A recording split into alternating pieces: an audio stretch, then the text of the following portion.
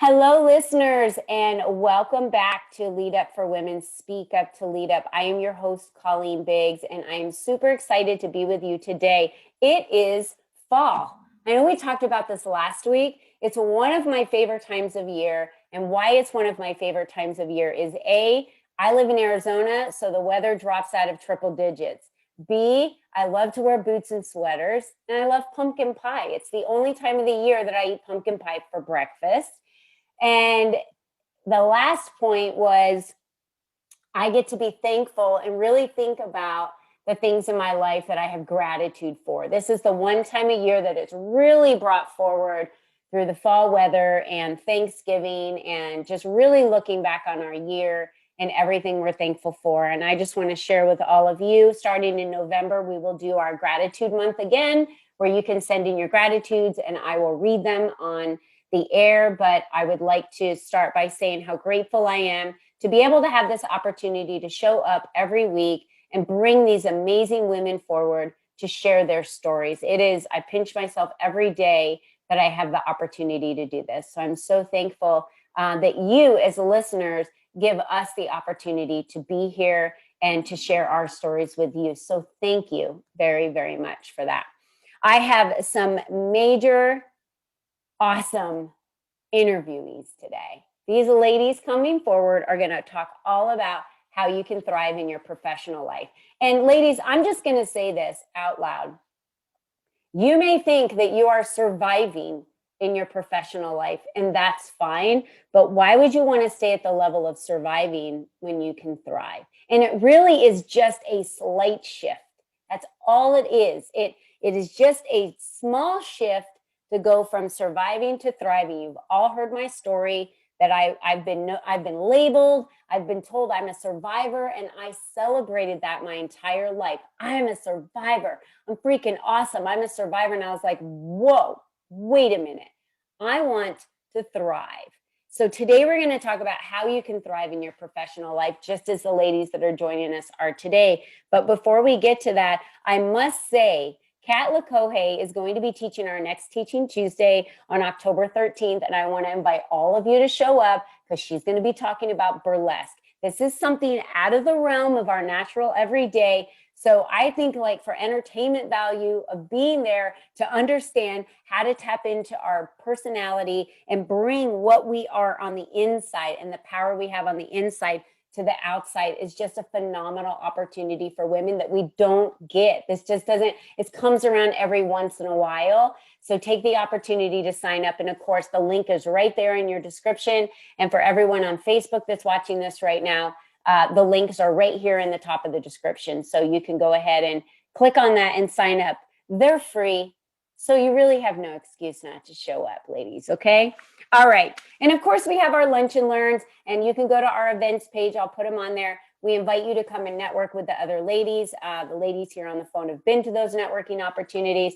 They can share with you what a value it was for them. So no more listening to me talk. Let's get to the meat of why we're here today. So the first person I'm introducing is Tricia Parido. I want to say it like it's Parido, but I want to always roll my R's with it because I just think it's the coolest name. Now, Tricia and I met a few months ago at the Best You Expo, and we have just become super fast friends.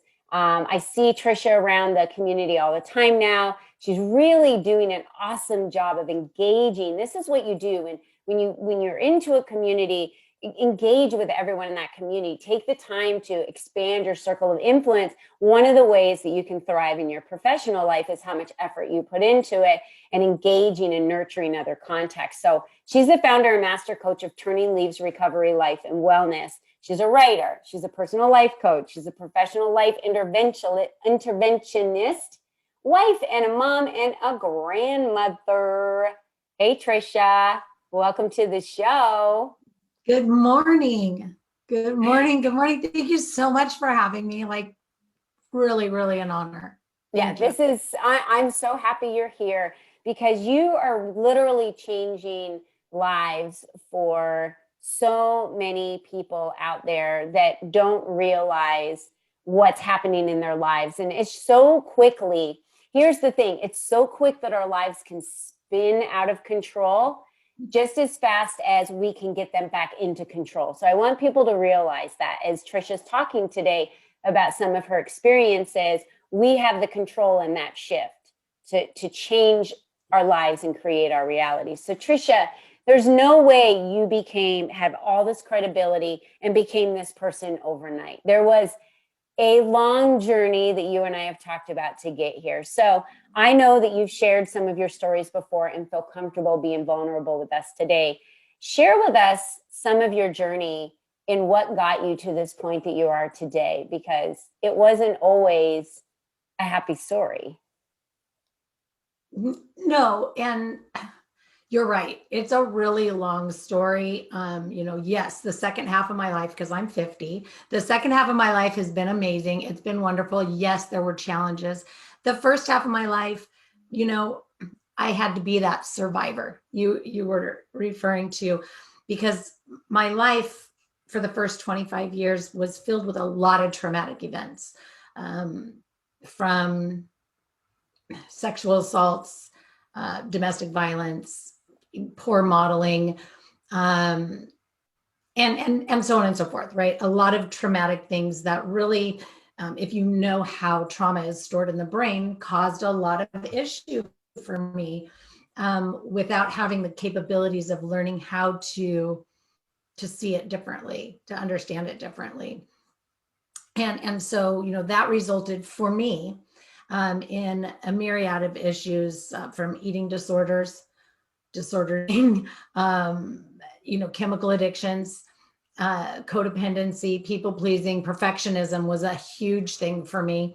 And so, somewhere around 25, 26, I really started shifting. So, with some areas. So my recovery journey is also quite long, and it's happened in stages and phases and so on and so forth. And really what it was being able to see it not as a survivor, as a champion, as a warrior, as somebody that had that capability of saying, what did I learn from this experience? Because clearly I survived it, right? So I'm cool. Like, it happened, sure. There's no do-overs, there's no take-backs. So what I learned from this, and how do I keep something on my little shelf, my metaphoric shelf? For those of you who know me, know what I'm doing over here.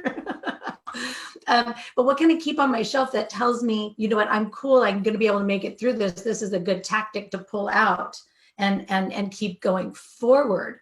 And always knowing that we have that capability to choose to grow, change, morph in any situation, or we can choose to sit stagnant, wallow, and ruminate. And none of that serves us. That's how it gets super heavy and really hard to have any kind of momentum. And really all we're doing is attaching something that's already come and gone to current or future experiences. So this is where we get into that, that crazy anxiety inducing, place. So we're either super stuck and anxious, or whatever the combination is for any individual. So I've just been on this really amazing journey of marrying evidence-based practice, from my psychology education, which was pretty heavy focus on addictions, being process, behavioral, and chemical, without going in too much to what I really believe, which is there's a whole population of not so normal faces of addiction, and being able to convert that into a coaching model. Excuse me. And which is, for all intent and purposes, how I got here. I started living it, and I still live it. I get up every morning and do the same exact work that my clients do today. So that was a real fast forward through the 25 years of my recovery journey, to where I am today. Did I answer your question? Yeah. Thanks for sharing that, because I do want to go back and talk about it. A couple of things. There are women that are listening right now that are relating to some of the struggles that you've had. And there are also those listening right now that haven't been able to figure out how to take that change or step into that moment where they're creating this normalcy in their life, because for so long that is the normal. So you talked about the not so normal face of addiction, and the normal face of addiction. So let's talk about that, because you and I have had that discussion before. And when you're struggling with these in your life, it's okay to admit that there are struggles and you want to make change. It's the how to make the change that I think are the biggest struggles, right? What is my first step on doing that? So I asked you a lot of things right there. So if you could go back and talk about the normal and not so normal face of addiction, so the women listening can relate, and men listening, of course. I found out my nephew listens to my podcast every week, as well as what are those, what step could I take if I'm sitting in that not so normal? Sure.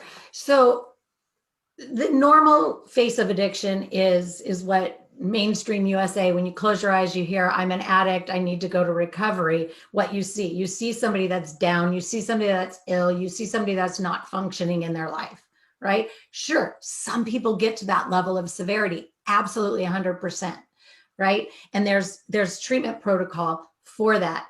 And there's a piece that I focus on that I think, people don't think about. So for all of you that can identify with the normal face of addiction, put a pin in that and listen what I have to say about the not so normal faces of addiction, because this is where we really can make some difference and change, so that we can hear, we can hear that person that says, I can only get 6 months clean, to get them to have it be lifelong manageable and maintainable. And the way that we do this is with that not so normal face of addiction, which is the stay-at-home mom or dad who, or just the functioning person who no longer knows who they are outside of their role in life.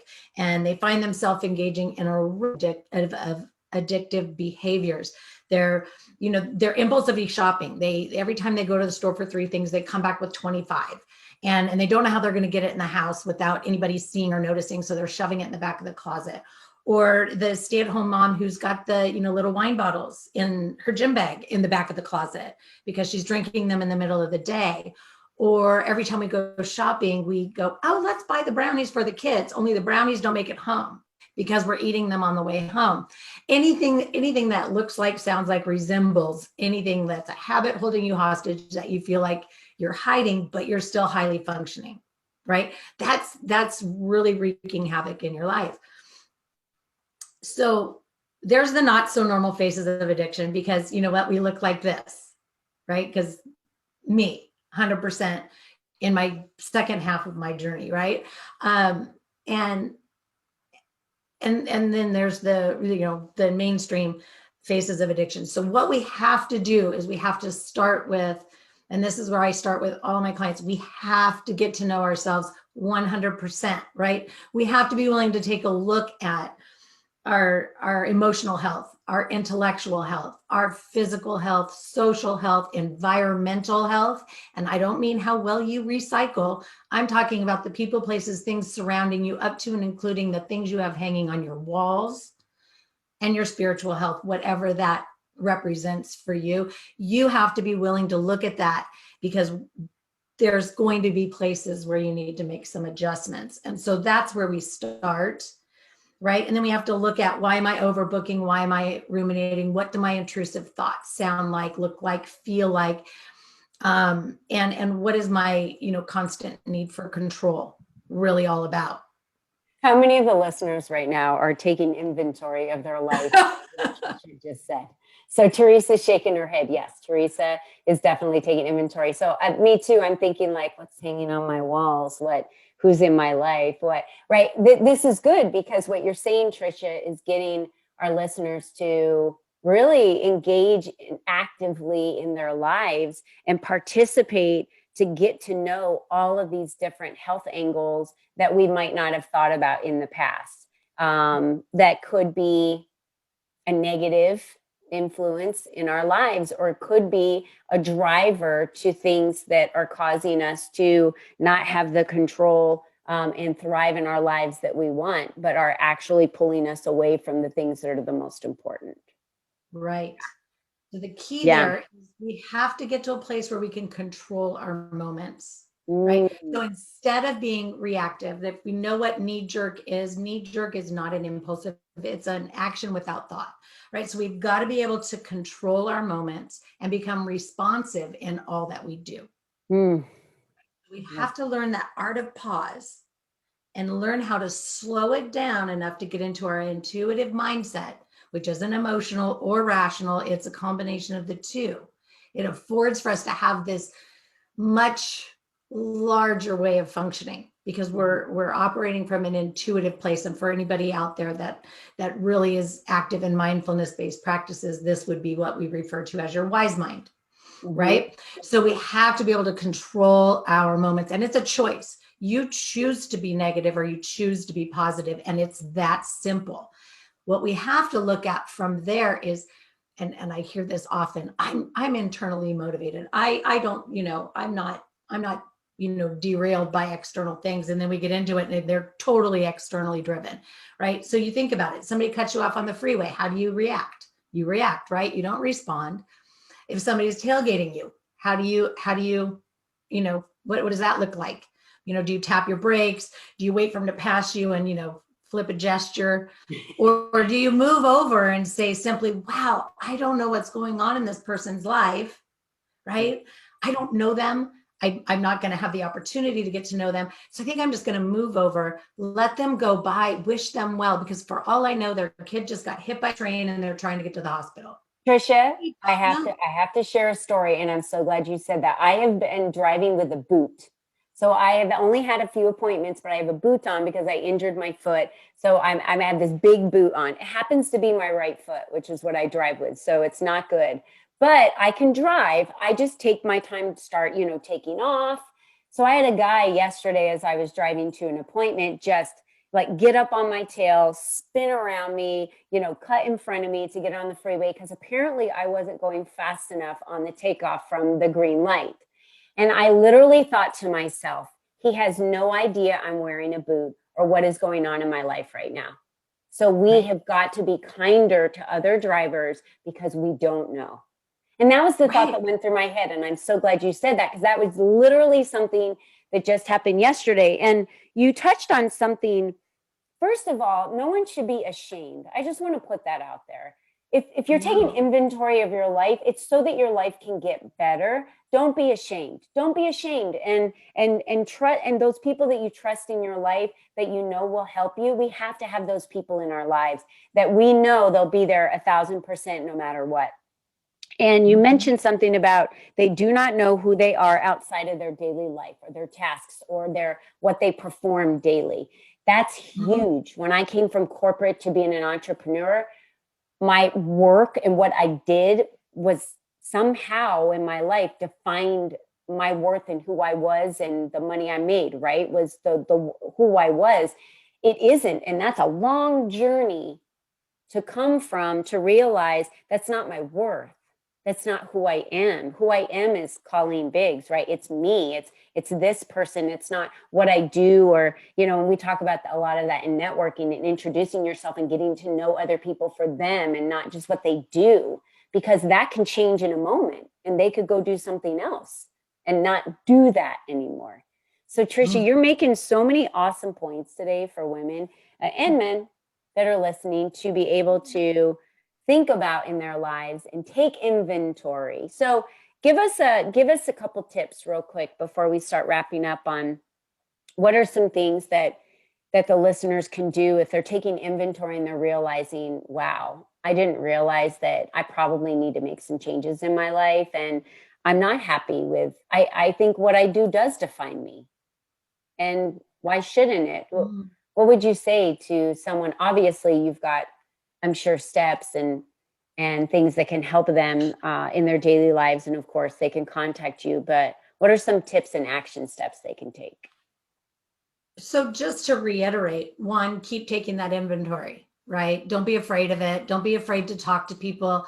Ask your spouse, ask your sister, ask your, whoever, keep that, get that dialogue going and start, seeking, to collaborate on, what things really look like, feel like, sound like, and really look at identifying those reactivities, right? Even if it's, something that comes out of your mouth or, an action. And And so think about all of the things that you allow to derail you. If it's out, ask yourself, is it outside of me or is it inside of me? Because what we're really looking to do is rein in the impulsivity, cultivate some distress tolerance, emotion regulation, and some self-soothing tactics that don't equate to a gallon of Ben and Jerry's. And so think this way. Number one, I can change any habit that I don't like. I can change it. But what we want to do is make this change lifelong, manageable, maintainable. So don't think quick fix. Don't think, oh, okay, I'm just not going to eat sugar. Okay, that's a great idea. But how are you going to make that lifelong, manageable, maintainable? And depending upon how old you are, be real with yourself and ask yourself how effective you have been at that so far. Because if you're somebody that goes on a diet, drops 20, 30 pounds, and you do good for 3 months, and then all of a sudden it starts creeping back, and then 6 months later you're on that diet again. That's my biggest pet peeve, is don't come back and tell me you're doing it again. Anyway, if it was going to be lifelong, manageable, maintainable, it was going to be lifelong, manageable, and maintainable. So just know this is your life too. It can look, feel, be however you want it to. Yes, Colleen, there are steps, very, very specific ones that I take people through. It would suck up more than this space to even explain how we go about having distress tolerance, emotion regulation, effective self-soothing tactics, and really identifying what works well in each individual person's life. Because I can tell you what works for me, but that's for me. That might not be for you or the next person, right? So I teach people how to add, edit, and delete any system, that any life improvement system that they may be, doing, to actually fit into their life instead of trying to fit the practice into their life. Right? So we want to take those modalities and we want to add, edit, delete, change, morph, whatever we have to do to make them be effective for us, lifelong, manageable, maintainable. I love that. Thank you, Tricia. That's great. So that really encourages people to reach out to you. And so do you have an opportunity to offer someone information on how they can reach out to you? And do you offer a consultation for them to do that by phone, or would you prefer someone to reach out to you via email, or is it on your website? I think the best way, well, anyway, they can send me a text message is better than calling, because voicemails take a while. So you can text me. I'll send you a link to my calendar. You can schedule a Find My Right Fit consultation. You can just schedule a meet and greet if you just want to talk to me more. So you can access that on the website also, turningleavesrecovery.com or triciaparido.com. And Facebook, Instagram, I don't know, just type my name in and it'll pop up. And you might even actually find access to my calendar right there on Google. We have all of your information already in the description. Sure. And so we'll have that at the top of the description on Facebook.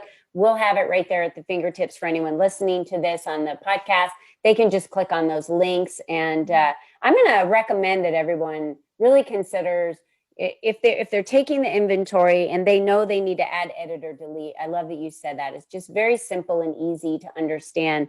And you're taking inventory of your life and you're realizing, I think I do identify myself with what my role is. What could you add to your life to make it more beautiful, or more vibrant, or for you to feel like you're thriving versus surviving?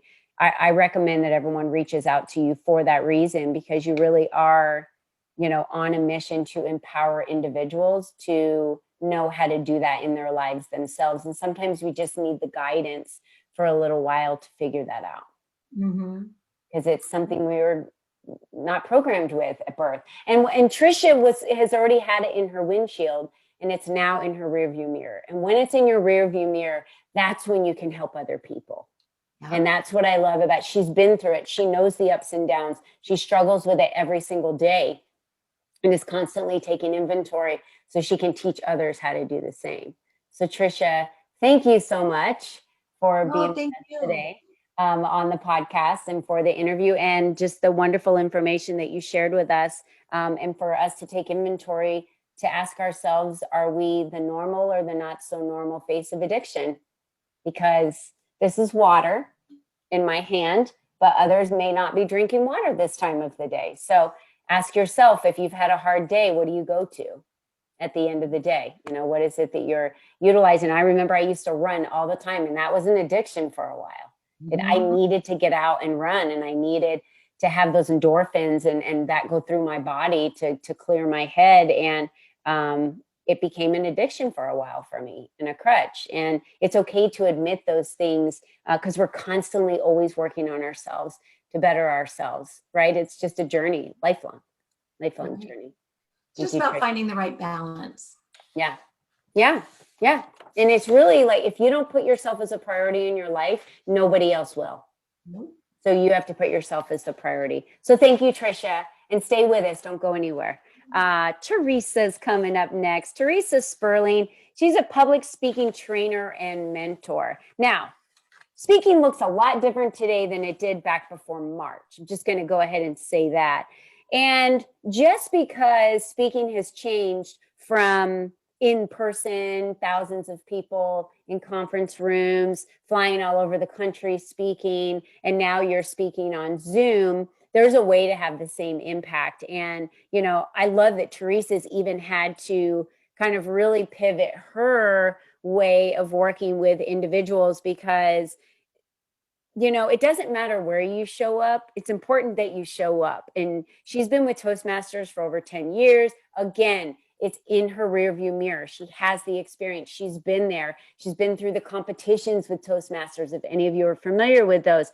So I'm very proud and happy and honored to have Theresa Sperling with us today. So hello, Theresa. Hello, Colleen. Thank you so much for having me. Yeah. Oh my gosh, I think you paired up Tricia and I perfectly. I think this is great. It just happens that way. It just happens that way. So I know, Theresa, that you work with men and women. So when did you, I know that you, talk to us about your career, because you've been in been training people since 1993. So the industry of you training others. And how did that naturally come about for you? Talk to us a little bit about your story and how you got to where you are today. Because if you've been training people in the industries, possibly you were in corporate for a while, and now as an entrepreneur, what does that look like? So why the shift? Why be a trainer and mentor on speaking specifically? And what was your journey to get there? Sure. Oh, thank you for the opportunity. As you mentioned, it has been a life of corporate for a very long time.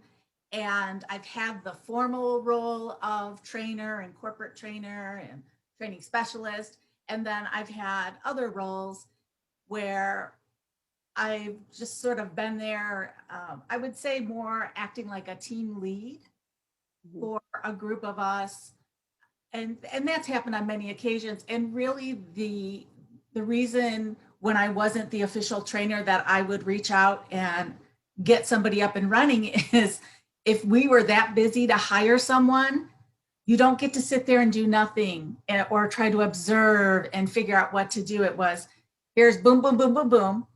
I want you to start doing this. And you need to learn our system to keep us this well-oiled machine. You don't sit and do nothing. So I was always, hey, come on, let's bring you along, bring you along, and get people up to speed. I also did some mentoring for people who were new in the industry. I have many, many, many years in the mortgage industry, and I actually have written loans as well. And when the licensing first came about, now there's national licensing, but right before that, a year or two before that, they were doing the state licensing. And the same thing, I was really helping people and training them on all of the laws because we had to know all the laws. Mm-hmm. To me, that was fun. Like that was fun to learn them and then to turn it around and teach people. I love doing that. So I did a lot of mentoring that way to get people prepared to take the state exams. So I've just always had this, I guess, this desire to help people and teach people. It's just been a sort of a natural thing. But the weird part is the public speaking part wasn't always a natural thing. Ooh. Very quiet, going through school, even through college, for the most part, is very quiet, avoided speaking in class, really didn't do a whole lot of, standing out and speaking and sharing my opinion. So as what Tricia was saying, it was kind of just almost existing for a long time and being stifled. And the real big turning point for me, and I love that we are doing this in October because it's Breast Cancer Awareness Month. Mm-hmm. 7 years and 1 month cancer free. So my turning was back then, yes. As I went through that whole experience, and again, with what Tricia said, I really felt like there was something I was supposed to learn during that experience. And believe me, it wasn't a cakewalk, but I had a very early detection. So when you hear that early detection saves lives, I cannot stress that enough. Very early detection, but it wasn't a cakewalk by any means. And once I was through all of my treatment, I thought, okay, I have another chance at life. I really want to spend my time doing what I love. I don't want to go and work for somebody else who really doesn't respect me or respect my time or respect my talent. I want to do what I love and spend as much time as I can doing what I love versus having to do all the stuff you don't really like, which, I mean, that comes up once in a while too. You have to do those things you don't like. So that was a huge turning point. And a lot of what I learned was slowing down, taking that pause. In fact, it was kind of like hitting the brick wall because I was Energizer Bunny, go, go, go, go, go, hit the wall.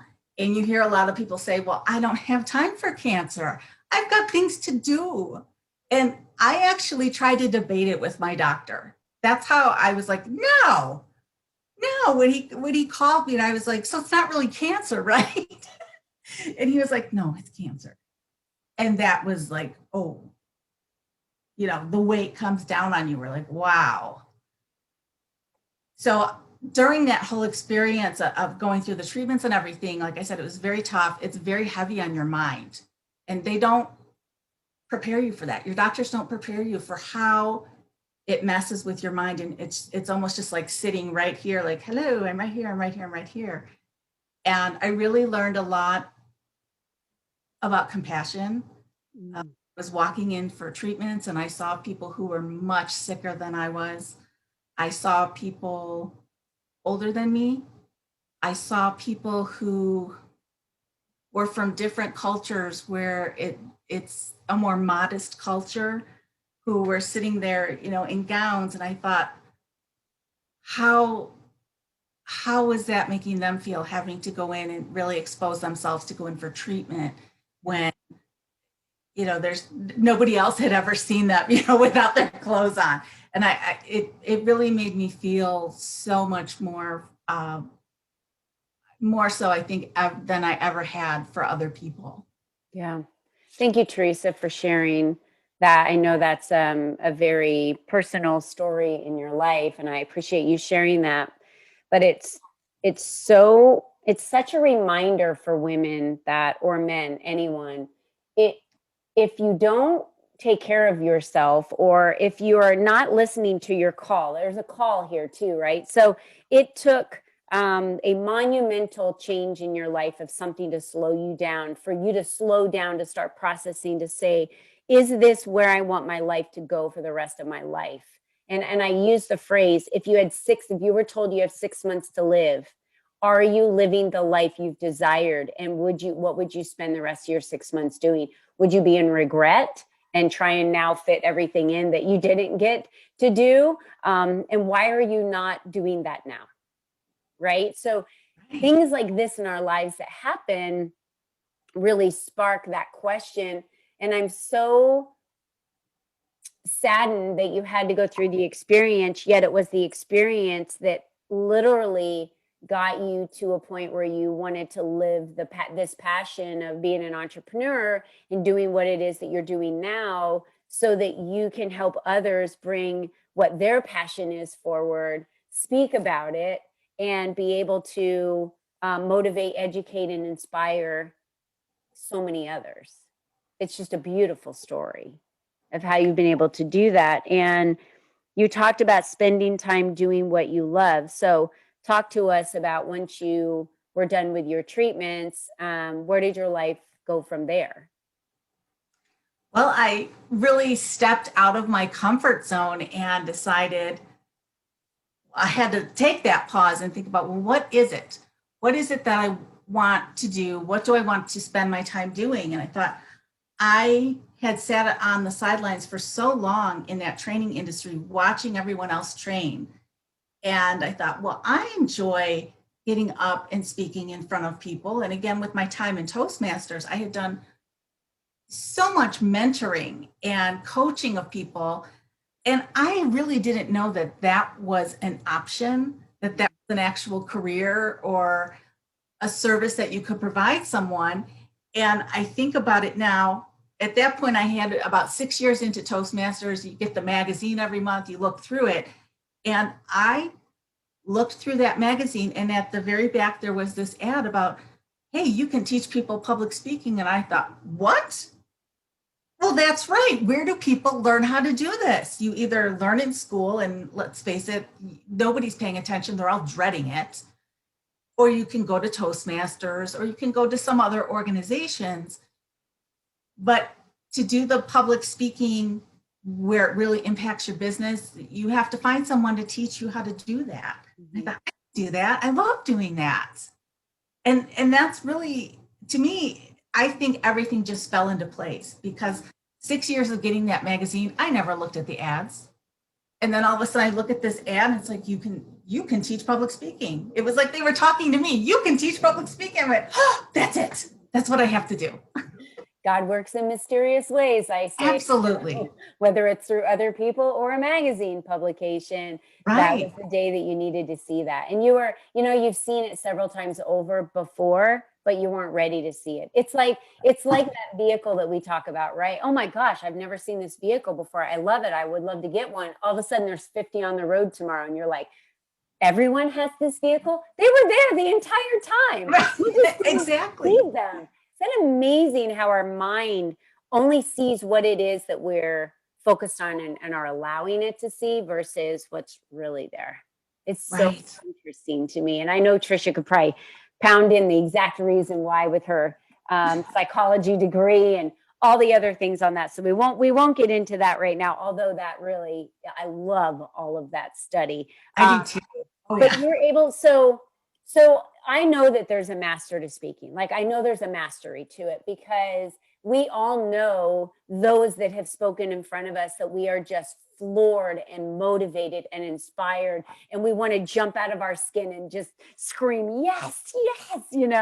And then there's some where you're just like, if I could get a fork and put it in my eye, it would probably feel better right now than what I'm having to sit through, right? So I'm saying that because if someone listening wants to be a speaker, yes, you could be natural at it, and natural on camera, or natural in front of people, and comfortable, and it doesn't scare you. You don't have to picture everyone in the audience with their clothes off, right? Maybe you don't get the nerves or any of that stuff. However, there is a science to telling a story, and that can only be learned by studying how to be a speaker. Yeah, it's not, you have to study Right. that. You have to know the formula to what you say. It's the same thing with YouTube videos. What do I say in the first 10 seconds to get someone to not like click off my video? Literally, it's the same. When you're speaking, how do you get people engaged? What is your story? How do you touch on stories? How many do you tell? How do Right. it goes on forever. So talk to us about how you're able to assist people today with what it is that you do. Sure. Well, like you said, to be able to become that phenomenal speaker, there's really two things to it. You need to be properly trained and learn those different steps to make your talk, whatever it is, if it's a YouTube video, if it's an introduction at a networking group. from 30 seconds, 30 minutes to an hour. You have to be a well-trained speaker to pull it off and really get the results that you want. Mm-hmm. The other part of it is practice. Practice, practice, practice. There aren't a lot of people that can just walk out on the stage and do a 30 or 60 minute without having some kind of preparation and practice. And there's always room for improvement. And regardless of how confident you are, how long you've been speaking, I'd like to share with you, last fall, I was running an event. It was a huge training event, and I brought in outside speakers to inspire the group. And one is a national speaker, and one had just returned from a conference in China. So she's an international speaker. And they were my guests, they were my connections. So we were talking beforehand, and of course they knew what I do for a living. And they both asked me, hey, when I get done, will you give me some feedback? Even when people are that good, they want feedback because they always want to get better. And I think you were the one who said, if you're beneath learning, tell me the quote. Learning is beneath you, then leadership is beyond you. Correct. Mm-hmm. I thought that was really, really something that they were both like, can you tell me how I could have improved that talk? Mm-hmm. You just came back from China. You're it, right? You're an international speaker, but yeah, there's always room to improve. Yeah, and I love that you said that, because don't we tend to separate ourselves from, oh my gosh, she's an international speaker, she's traveling around speaking. So we start to separate ourselves and say, I'm not as good as, or I'm not going to be ever get to that level, right? I'm at a different level than that person. Here's the deal. It doesn't matter who you are. I have had women in my organization that have been on my panels that I've interviewed that have been over 700,000 people and are the president of a company. And they still don't know why they've been asked to go to the customer service floor to motivate, because they don't know what they can say to motivate their employees. Come on. I mean, they're running an entire company and they still can't look at themselves in the mirror and feel the way they want to feel. Correct.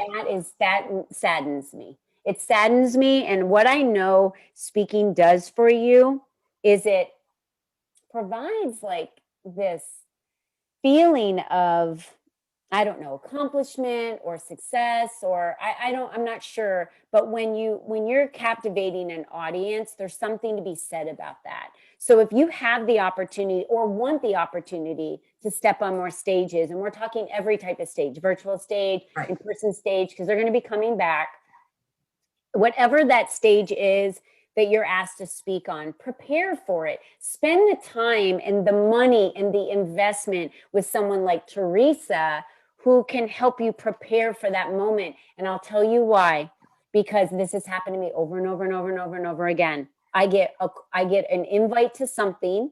I show up at that something, that spurs off to someone that was there that then invites me to something else. And then the people that I was invited to, maybe a small little gathering, and they wanted me to speak for 10, 15 minutes. This just happened in my email this morning. Now they've asked me to come to a town hall and now a big conference of theirs. So if you're not prepped for even that 15 or 20-minute little conversation that you're having, and you're not exuding that confidence and know exactly what you want to say based on the expectation of why you were hired to be there or asked, to participate or invited, you could bomb it. And if you bomb it, you're not going to have all the other doors open. So let's keep all the doors open and all the possibilities there. Coaching is so important. And coaching for adults is important. I mean, Tricia is a coach. I'm a coach and consultant. Theresa is a coach. No mother out there on this God's green earth would drop their child off at a soccer field to play with all the other kids without a coach being there. They just wouldn't do it. They wouldn't be like, have fun playing soccer, and then we'll see what happens at your game on Saturday. No, there's a coach there. Why is there a coach? Organization, accountability. They're giving them new skills. They're helping them work together as a team. They're teaching them something. Why, as adults, do we feel like we've outgrown the opportunity to learn and to have someone by our side to teach us? So what you're doing, Theresa, what Tricia's doing, it's so important. And they're so polar opposites of what's going on in our lives. But to get to the point where you want to be a public speaker and you want to have the opportunity to inspire, motivate, educate others, you can't do that without hiring someone to help you out. You really can't. Right. To really to be consistently good, Yeah. and to be asked to continue on. As you were saying, it opens more and more doors for you. And frankly, if you bomb, that's what they remember. And those doors are now shut. It's so hard to come back if you bomb it. But I also teach you how to recover if you're starting to spiral downward, so that you can, really kind of salvage what's happening there.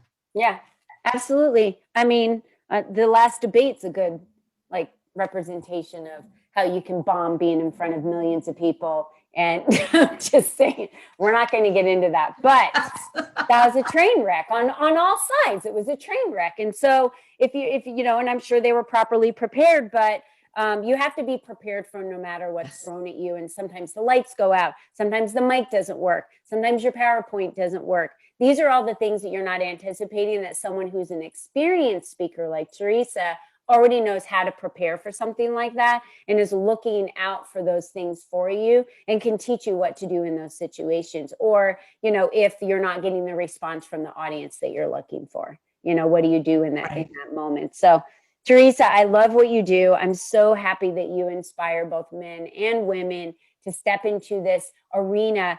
It doesn't matter what you do in your life, you can be a speaker. My husband is a drone pilot. He is a videographer, and he has been asked to come to conferences to speak on the future of drones. And he stood up in front of a conference for an hour and a half, hates public speaking. I was really surprised. He did phenomenally. He worked with someone prior, was able to get up there, and he has this huge fear of it. And so it doesn't matter what industry you're in today. You're going to have the opportunity, or you're going to want to have the opportunity to step in front of people, because if you stay in the shadows your entire life, no one's going to know who you are. And really, that's how you explode your business. Right.